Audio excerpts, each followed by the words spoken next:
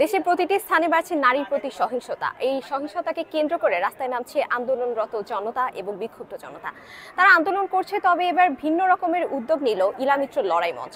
রাজশাহীতে প্রথমবারের মতো আয়োজিত হচ্ছে 3 দিনব্যাপী আত্মরক্ষার বিশেষ প্রশিক্ষণ কর্মসূচি।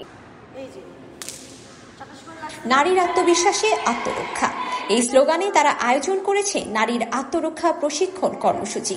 3 দিন ব্যাপী এই প্রশিক্ষণে অংশ নিয়েছেন স্কুল কলেজের শিক্ষার্থী সহ 60 জনের বেশি নারী।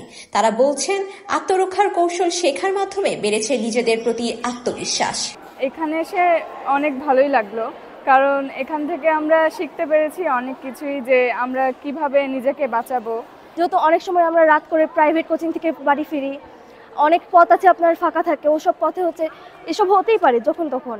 অনেক সময় যে বর্ণালী এদিক দিয়ে যাওয়ার টাইমেই হচ্ছে অনেক সময় ছিনতাইয়ের ঘটনা ঘটে। ছিনতাই ঘটনার থেকেও বা এসব ঘটনা থেকে আমরা এসব কাজে লাগাতে পারি।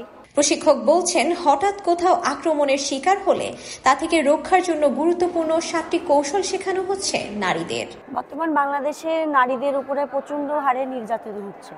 এই নির্যাতনকে মোকাবেলা করতে হলে আমাদের আত্মরক্ষা অতি জরুরি। জেলা প্রশাসনের সার্বিক সহযোগিতায় আয়োজনে পৃষ্ঠপোষকতা করছে কোটেক বাংলাদেশ।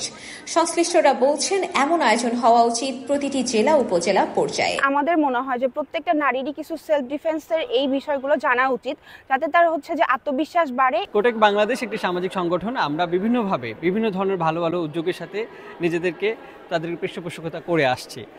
এই যখন সারা দেশে আমরা দেখলাম বিভিন্ন জায়গায় নারীর প্রতি সহিংসতার ঘটনা ঘটেছে, সেই জায়গা থেকে আমাদের দায়িত্ববোধের জায়গা থেকে ইলামিত্র লড়াই মঞ্চ আমাদেরকে যখন জানালো এই ধরনের একটা ট্রেনিং করতে চান তারা, তখন আমরা তাদেরকে সহযোগিতার হাত বাড়িয়ে দিয়েছি।